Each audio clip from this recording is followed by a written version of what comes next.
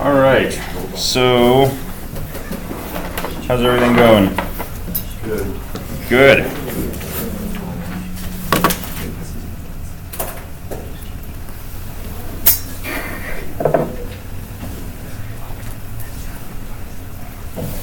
had a question about like PA5. Cool. So after you find the max value, right? Mm-hmm. How do you keep track of what variables, like not variables, what items you specifically use? That can be tricky. And I'm going to say do that at the end.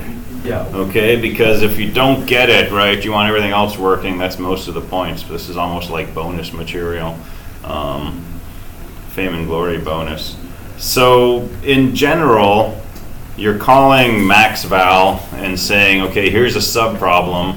Tell me what the maximum value I can get is from this. So let's say your original problem, you had a capacity of 20. Okay, and you decide we're going to start with item 1 has a weight of 5 and a value of 15. So if we put item 1 in first, our total value is going to be 15 plus MaxVal of 20 minus 5. Right? So this is the value we'll get from putting item 1 in our bag. We'll end up with 5 pounds less capacity. So whatever the max value is, we can get from that, plus the $15 for item 1. That's the value we get from putting in item 1. And we're iterating over all possible first items, right? Okay, each time that you do this, each time that you call MaxVal on a diminished capacity, it's going to give you back a number which says you can get $57 out of a 15-pound capacity bag. Okay, you also want to get back the list of items that you need in order to get that $57. So MaxVal needs to return 2 things: maximum value and an inventory of items that give you that maximum value. Okay, after you iterate over all of these, if it turns out, for example, item 1 gave you the best total maximum value, then you want to take the inventory you got from this return to MaxVal, right? And you just want to increase the count of item 1 by 1. And that will be the inventory that gives you the MaxVal for a capacity of 20. And you return that to whoever called you. And if that was called as part of another thing that started with adding item 3, for example, they're going to take the inventory that you send back. They're going to say, let's have one more item 3. That's the inventory that we're going to return. So the first detail is having MaxVal return 2 pieces of information: weight and inventory. Right, so the first detail is deciding how you're going to store this inventory. Then make sure MaxVal can return both the max value and the inventory. And then as you go through this loop, when you figure out which first item you wanted to put in, whether it's item 1 or 3 or whatever, you want to have saved that inventory along with the value, adjust it for that item, and return that back. That's the basic setup. There's obviously details there.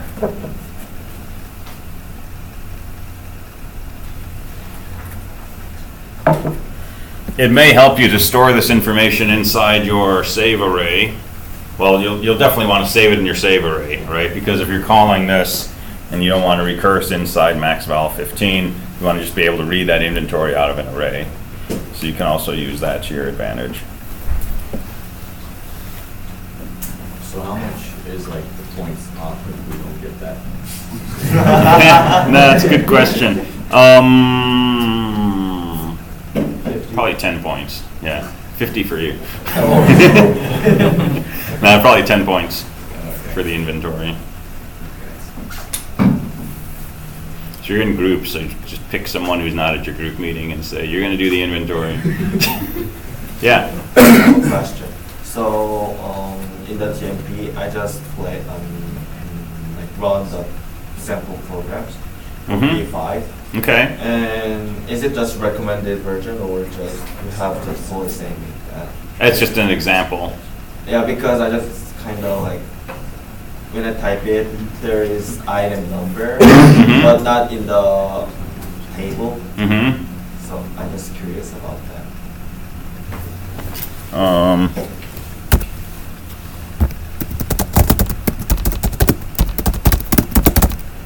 I haven't looked at it in a while.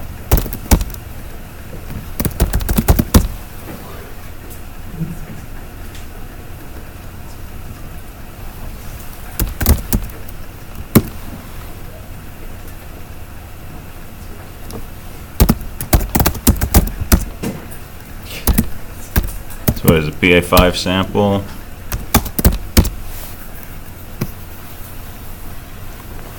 So where do you see an item number? So the last page, last line, there's item 2. Oh, you need some way to describe what the inventory is, right? So, but you should do that by the names probably, right? But I don't know why I printed out the item number. But it does not matter. As long as I can see you want 1 pencil and 4 books, you're good. Okay? Okay. As far as reading in the file out, or the file input, do you want it to look exactly like that? Nope. Printing out this stuff? No, you can print it out however you want. I just want to see some sort of echo of knapsack.data. So, it's nice to throw column headings on, but you can put it in whatever order and format you want. And you've got your own, do you want us to supply our own as well? I'll probably ignore it, but if you're finding that like it only works for this one particular file and none others, then you might want to put a note in there and say, I got it to work on my knapsack.data, but then when I tried others, it didn't work. So here you go, and I'll at least try it on that one. But I'm definitely going to run this with my own versions of knapsack.data. This will probably be one of them, but I'll have other versions as well, including versions with errors in it and stuff. So yeah, all I need from you is the source code and a make file.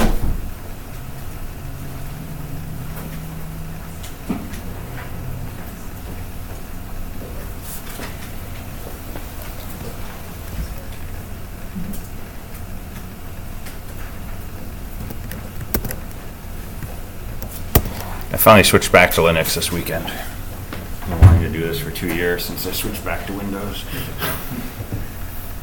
So, but I do have a dual boot, so if you're having Windows problems, I can still come up under Windows and help you, possibly. But if the recording comes out weird in any way, let me know, because this is an experiment. But it seems to work okay, except the audio, my little wireless thing's not working now, so we'll have to get that working another day. Yeah. Can we go over like the basic structure of the MaxVal function? Mm-hmm, absolutely.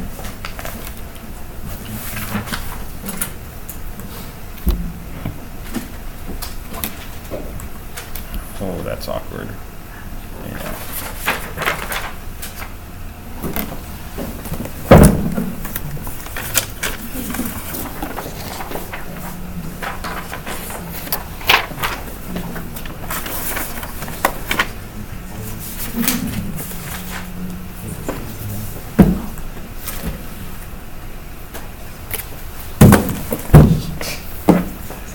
All right, so MaxVal of a capacity.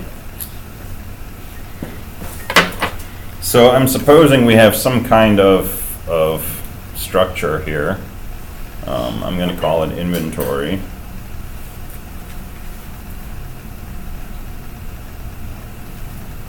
I'll do this with parallel arrays, but you can do this with a structure, with an array of structures or whatever. But let's say we have an array of weights, an array of values, and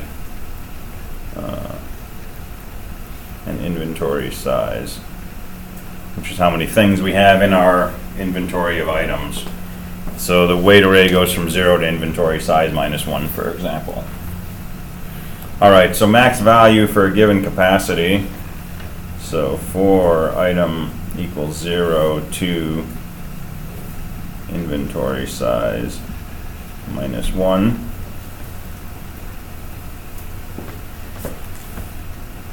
And basically we want to say possible equals value of item I plus MaxVal of capacity minus weight of item I.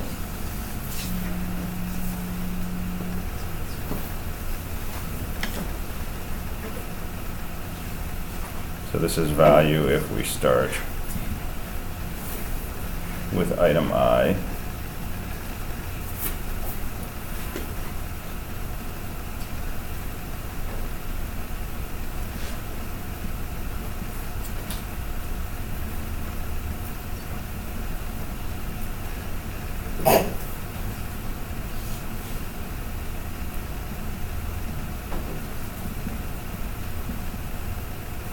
So all pseudocode here, we're not initializing variables and stuff, but basically calculate that possible value for each item and see if that's the best value that you found. So this is just iterating over all those possible first items and recording what the best possible value is. But this is really where all the action happens, right?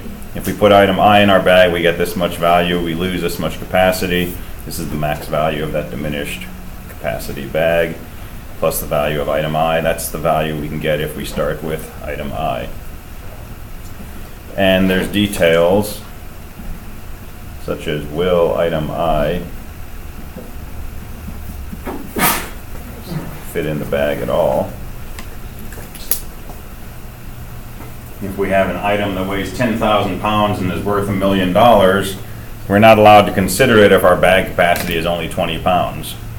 Right? If we do, even if this returns 0 when we add that $1 million, right, this is going to look like a really good solution, but it's not a valid solution.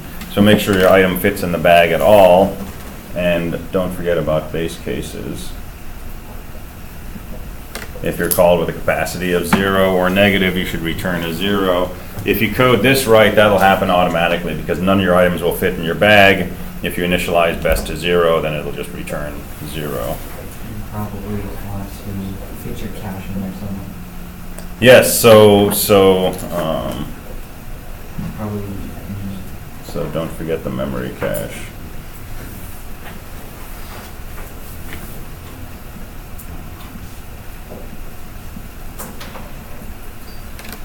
You can do the cache later for development purposes. You can develop without the cache, but it's going to really, really be slow if you're not saving results unless you have a very simple problem. So if it looks like it's working, but it's not giving you an answer, right, it's probably just that you need to cache your results. So make a save array and store index by the capacity what the max value is. That speeds it up.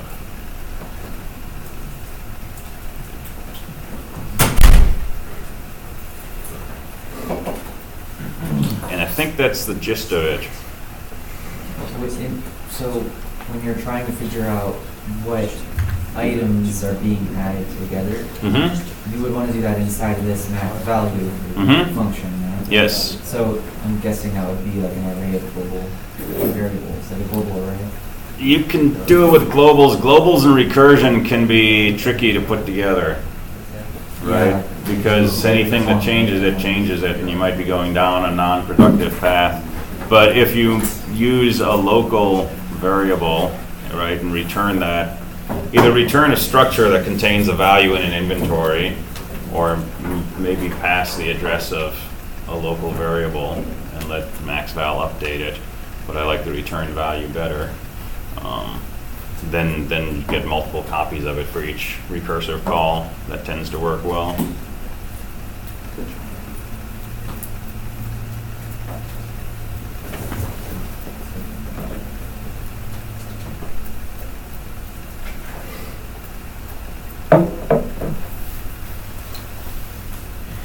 Again, if you want to get going on this really quickly, right, you can hardwire the inventory in code. Just make yourself a few arrays, hardwire the weights and the values. You don't have to worry about processing the knapsack file or any of that stuff. You can hardwire the capacity if you want. And in your main program, just call MaxVal 20 and see what it does, right? And meanwhile, somebody else can be working on the input and so on.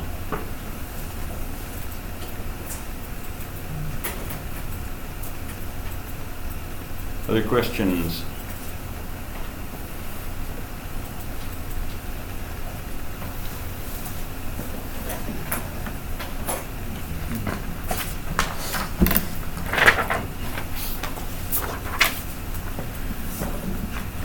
All right, well, let's continue with sorting. So we did merge sort and radix sort, we were starting to talk about quicksort, right? So let's spin this algorithm out. So this is quicksort.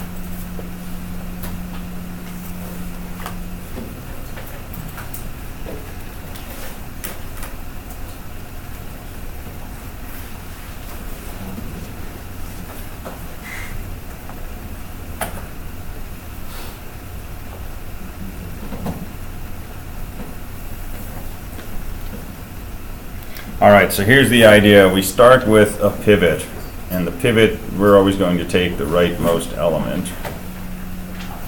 And our goal is to move the pivot to its proper place in the output array, and to set things up so everything to the left of the pivot is smaller, everything to the right of the pivot is larger.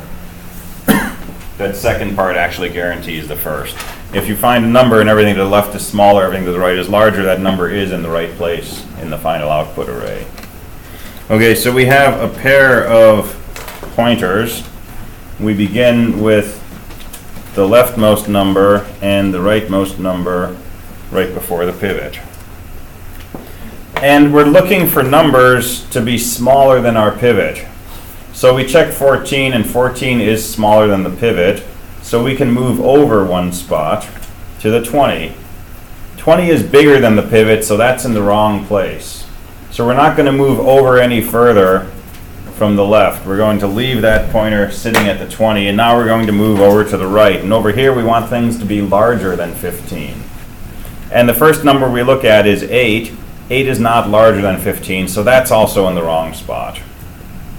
Okay, we have two numbers that are on the wrong side of 15. This should be on the right side, this should be on the left side. So all we're going to do is swap these. So our new set of data is going to be 14, 8, 5, 11, 34, 42, 27, 20, and 15. 15 is still our pivot. This arrow is still pointing here. This arrow is still pointing here. We continue. Okay, take the left arrow, move it to the right. 5 is smaller than 15. Move it to the right. 11 is smaller than 15. Move it to the right. 34 is not smaller than 15. So this is where we stop moving that arrow. Now come over to the right. 20 is bigger than 15. 27 is bigger. 42 is bigger. 34 is bigger. And we've hit the first arrow, so we're done. When your two arrows collide, now you swap that element with the pivot. And now our array looks like this: 14, 8, 5, 11, 15. Let me line this up better. 14, 8, 5, 11, 15, 42, 27, 20, and 34. And this number right here is guaranteed to be in the correct spot. So now all we have to do is sort this subarray and sort this subarray, and we're finished. So how are we going to sort these smaller arrays? Quicksort. All right, so it's good old recursion again. So there's two steps to this basically. First step is taking the pivot and figuring out where it should go in the array and setting it up so everything to the left is smaller, everything to the right is bigger. And then we just quicksort the two subarrays on either side of where the pivot was.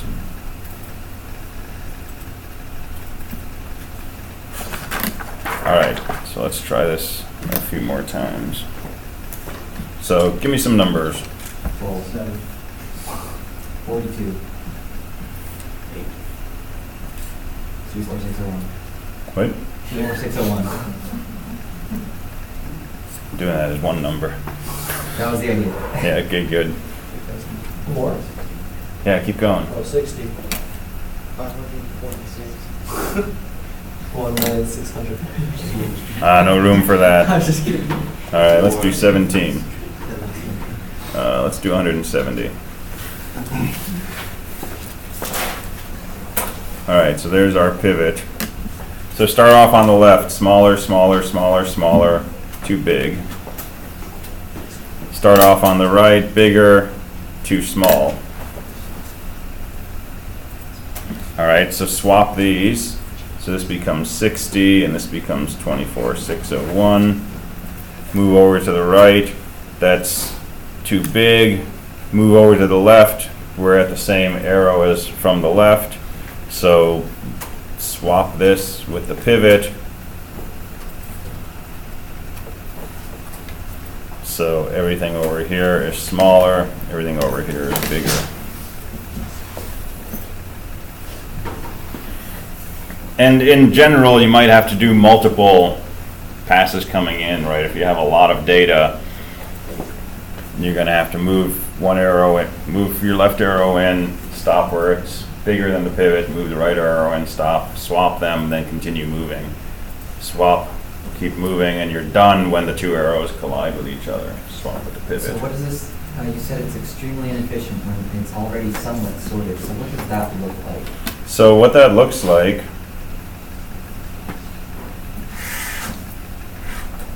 so there's our pivot. Start moving from the left. We get all the way down here, start moving from the right. Right?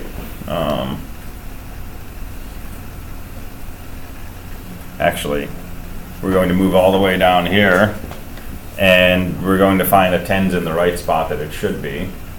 So now our goal is to quicksort the subarray on the right, which is empty, and to quicksort the subarray on the left, which is n-1 elements. So the basic quicksort operation is order n, and if you're dividing your list in half each time, it's roughly log n times that you have to do this, move your arrows, place the pivot, right? So normally n log n, but in this case, we're going to have to do that, move the arrows, find where the pivot goes, order n times, and it's order n each, so that's going to be order n squared. The other extreme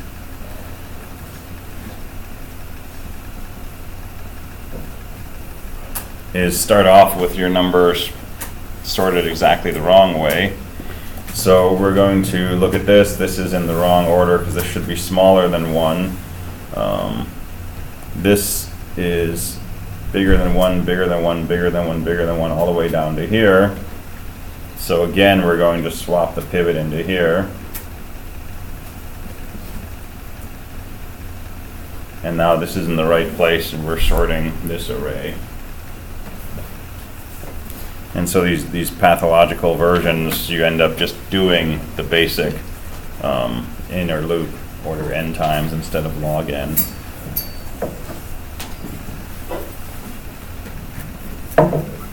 So there's all kinds of variations on quicksort.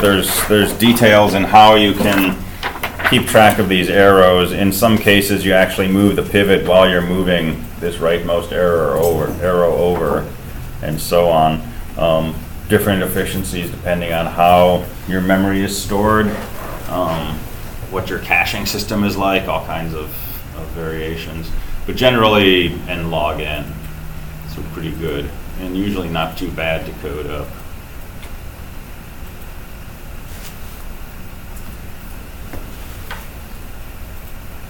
All right, so let's talk about heaps.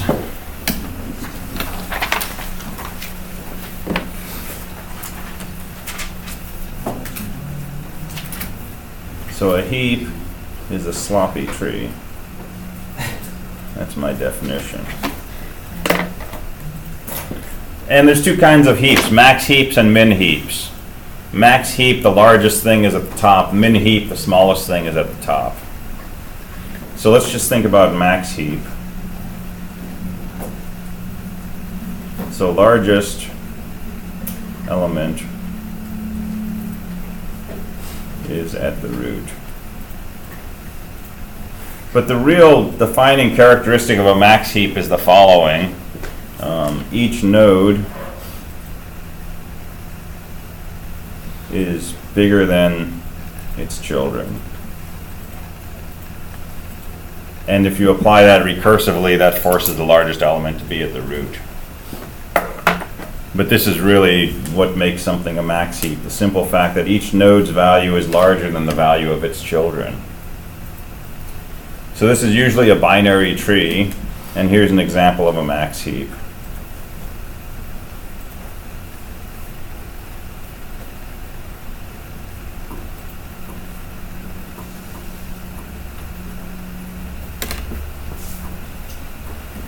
Okay, why is it a max heap? Because each node's value is bigger than the value of its children. But there's no rhyme or reason to left child versus right child. Left child could be bigger, could be smaller than the right child. And I'm assuming there's no duplicates here, just to avoid talking about those cases again and again. So each node's value is bigger than the value of its children, which means the largest value has to be at the root. Because if this node had a value bigger than the root, then this value would have to be even bigger than this, which would be bigger than the root. And eventually we're going to find a child of the root that's supposed to be bigger than the root, and that's going to violate the heap property. So it's a sloppy tree or a lazy tree. We have this general sense that as you move down, values get smaller, but nothing in particular about left or right. Okay, well, what do we do with a max heap? It's really, really easy to find the largest number in a set of data if that data is stored in a heap. How do we find the largest value? Just take the root, bang. So if you want to extract data in sorted order, let's say we want data from largest to smallest, well, just go to the root, that's the largest value. The tricky thing is, once you remove the root, what do you put in its place? The largest of its children. You could put in the largest of its children, but now you're going to have to do something with this. Because it's going to orphan its children. It's going to orphan its children. So max value is at the root, removing the root. So 2 steps. 1, replace the root with the last node in the heap. So last node, I mean lowest level, furthest to the right. So lowest level,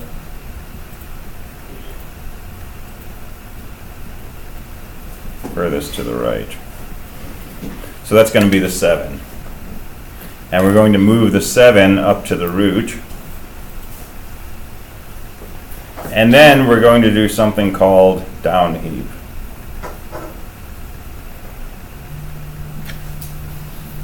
And to down heap, we begin at the root and we see if it satisfies the heap property. If this is bigger than both its children, we're done. So down heap, if heap property is violated,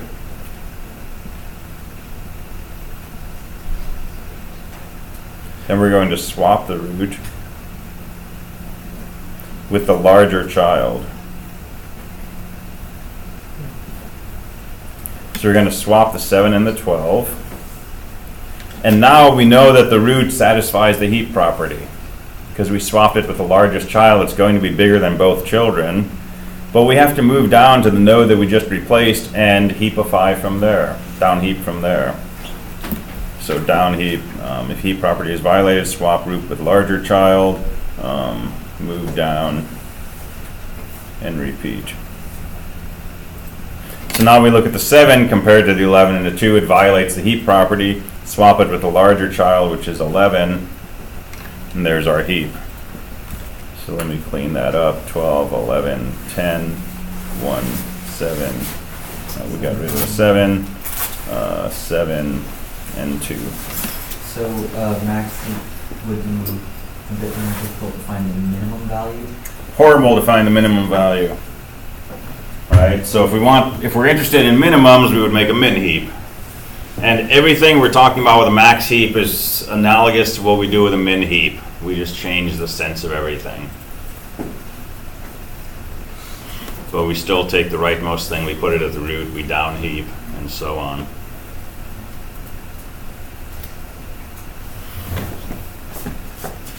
All right, so let's make a big heap and go a little crazy.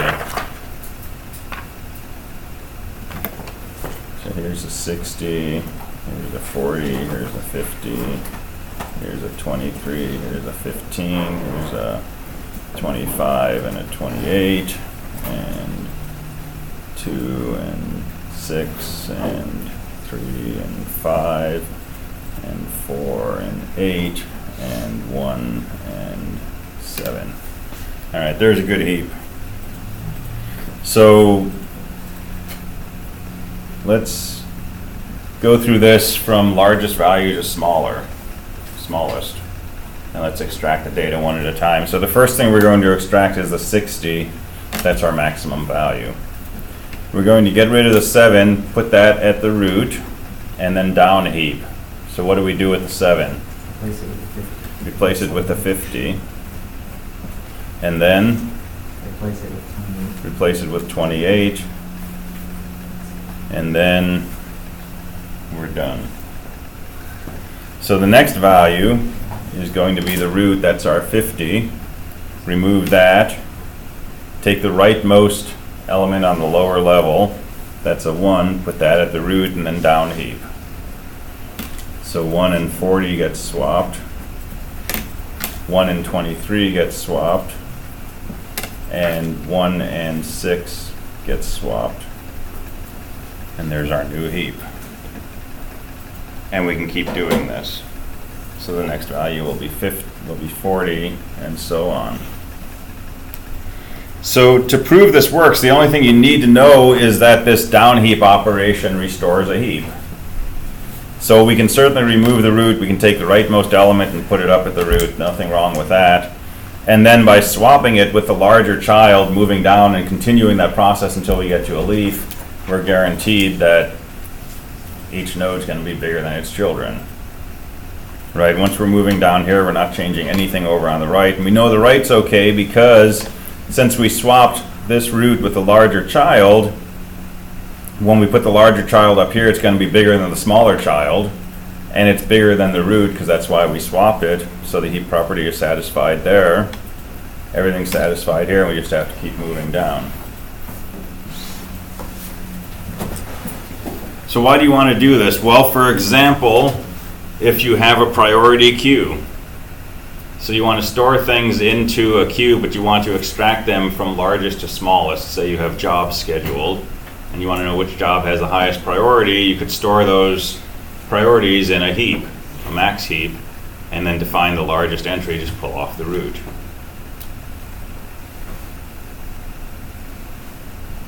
All right, so removal from a heap, pull off the root, take the rightmost entry on the lower level, put that in the root, and then down heap.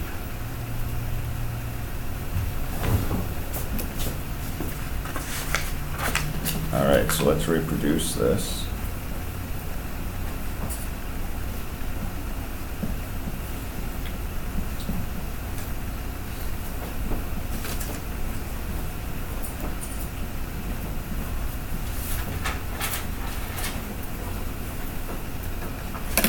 How do we insert?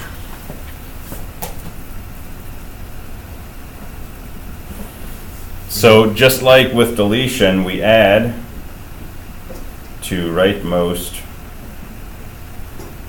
spot on lowest level.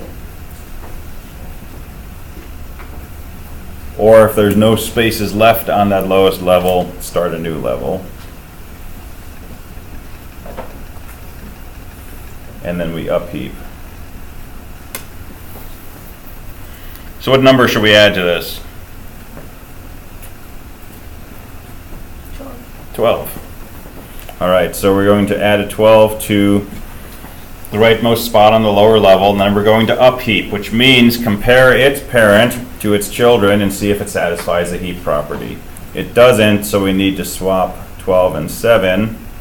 Now check its parent. Does that satisfy the heap property? Yes, it does. We're done. Okay, let's say we want to add 100. So we're going to put 100 on the lower rightmost position. Check its parent. 12 violates the heap property, so swap with the larger child. This will be 12, this will be 100. Check its parent, 28, violates the heap property. Swap with a larger child, which is 100. Check its parent, 40, heap property is violated. Swap with the largest child. There's your new heap.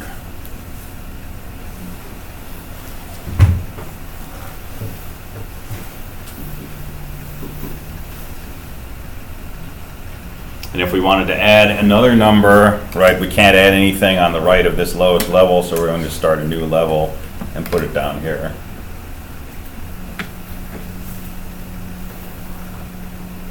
So I imagine this wouldn't be too hard to make okay with heaps. Like if you just have it be, if it's equal, then you're probably fine. Yeah, yeah. So this can work with any kind of thing that has like a scalar quality to it? As long as there's an ordering. Yeah. Yeah. So strings, whatever. So what's the efficiency of this? Depends on what you're using it for. So the insert operation we're doing right here, generally speaking, with n nodes in the tree, how many operations are we going to have to do to insert? Log in. It's going to be log n. It's the height of the tree. And when we remove, same thing. We remove that root, take the lowest element, put it on the root, and your down heap basically has to go worst case log n steps. And because we're always adding to the lowest level on the right and removing from the lowest level on the right, this tree is always as full as it can be. Right? We'd never have the possibility of an unbalanced tree where we have n nodes and the height of the tree is order n. It's always going to be log n. So this efficiency for insertion and deletion is always order log n. Right? It's actually worst case log n. But the search function. But you don't want to search. You can't search.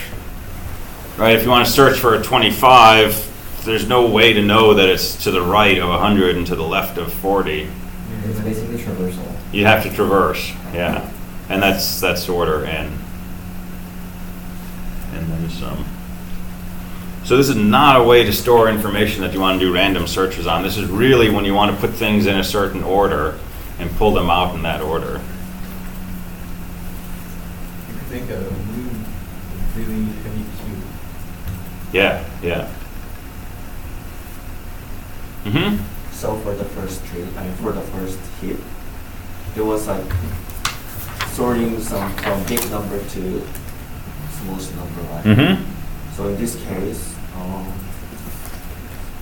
just prior to this one. Yeah.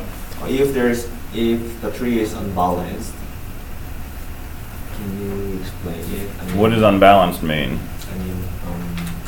For example, like left child and right child are like not So same number. it can't get unbalanced. Right? So if you start with an empty heap and you begin adding data to it, you're going to add it in this order.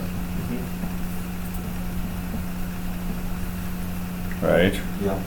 And if you remove, you're going to remove this, and then this, and then this, and then this. Right? So it's always going to be as balanced as it possibly can for that number of nodes. That bottom level may not be completely full, but you can't do anything about that. If you don't have data for it, you don't have data for it. But you're never going to have a case where you have something like this. Right? This would never happen because when you've got these nodes, your next node's going to go on the same level. So it's not exactly self-balancing. It's just always kept in this shape.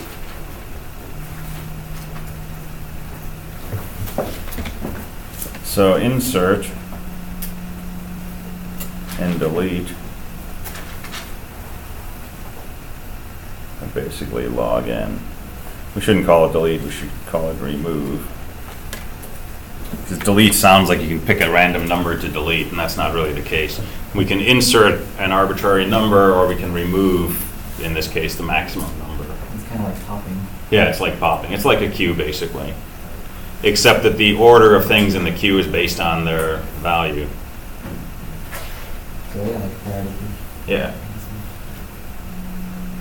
Oh, yeah, so it's not, it's not exactly a queue because you can insert, yeah, you can insert them into different spots. Yeah, you can insert something with a higher value and it'll move ahead of the other Yeah. things. Yeah. But if you do this right, you can have things with the same value and they stay in a queue and get pulled off.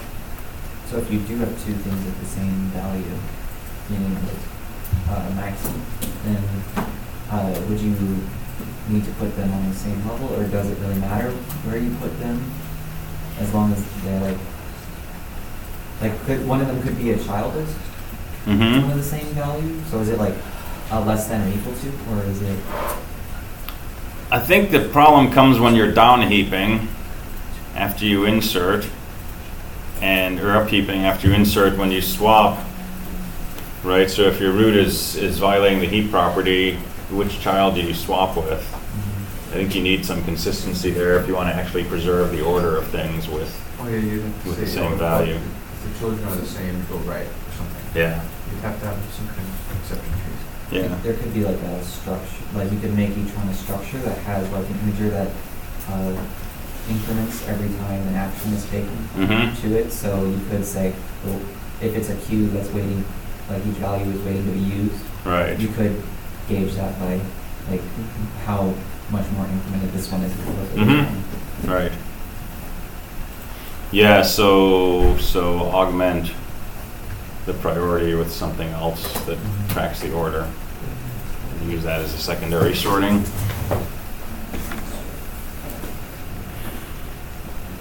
So what if you have a big pile of data and you want to turn it into a heap? You just insert, right? So you could just insert n times, right? And an insert is roughly order log n. So to build a heap out of a collection of data would be roughly n log n. But it turns out we can do better than that. We can actually build a heap of n nodes in order n. And this is called heapifying. And this is possibly the second coolest thing about a heap.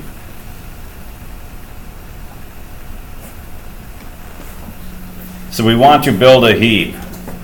All right. Shout out some numbers. 2.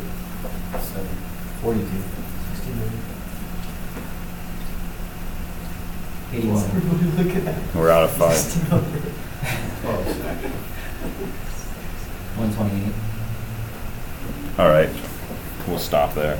Okay, so we take our data and we put it in the shape of a heap, but it's clearly not a heap, right? Because the heap property is violated everywhere, apparently. So we want to heapify.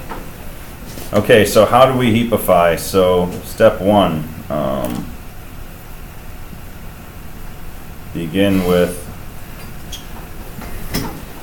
last node and move left then to a lower level. So we're going to start with this node, this, and then we're going to go up one level and use this node and this, and then we're going to go up to the root. So we're moving from right to left and we're slowly decreasing the level. Okay, that's our ordering of the nodes here. So we're going to begin with the last node. If the heap property is violated, so that's heap property.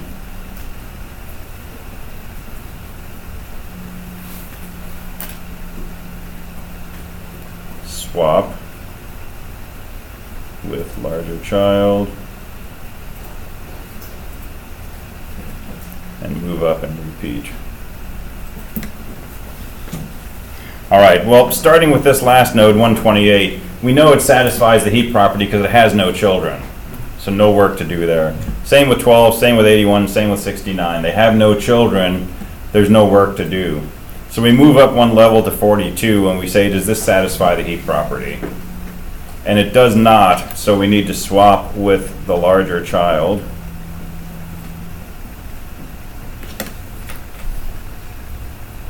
And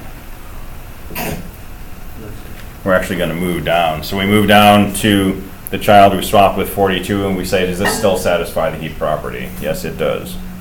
Okay, move to the next node, 7. Violates the heap property, swap with a larger child, 81 and 7. Moved on to the 7, does that violate the heap property? No. So move back to the next level, there's a 2. Violates the heap property, swap with a larger child, which is 128, so this becomes 128. This becomes 2. Now check this node 2. Does that violate the heap property? Yes, it does. Swap with a larger child, 42 and 2, and we're done. And we've got a heap. So the lowest level is with the lowest numbers, right? Yes. The So, highest level. so the higher level, the more things we have to do. Potentially, we have to do log n operations when we get up to the root. But there's only one node in the entire tree for which we have to do potentially log n operations. That's the root. And what about 42 and 60? Don't those get flipped? 42 and 42's on the other side. that's on the other side. Yeah. Yeah, so it's not true that it will be always the smallest numbers on the bottom. Okay. Right. Right. It's specifically referring to one parent node. Okay. Children. Yes. So here's the cool thing. This looks at first cut like n log n. We have n nodes, and to do this down heaping, roughly log n operations. But in practice, half of our nodes we don't have to do anything to. Okay? A quarter of the remaining nodes, at most, we have to do a single operation, which is swapping with a larger child. So 3/4 of our nodes we either do nothing to or we do a single operation. And half of the remaining quarter of the nodes, we might have to do 2 operations because they're sitting 2 levels from the leaves. And we only have to do actually log n operations on a single node. And we only have to do log n minus 1 operations on 2 nodes. And if you work through the infinite series or the Taylor series and you add these things up, it turns out that the total complexity is really order n. It's that geometric 1 plus a half plus a quarter thing. So we can take n pieces of data, turn it into a heap in order n operations, which is really nice. And then we start pulling out our data, it's log n for each operation. So that's heapifying, and it's more efficient than just inserting with the usual insert algorithm n times.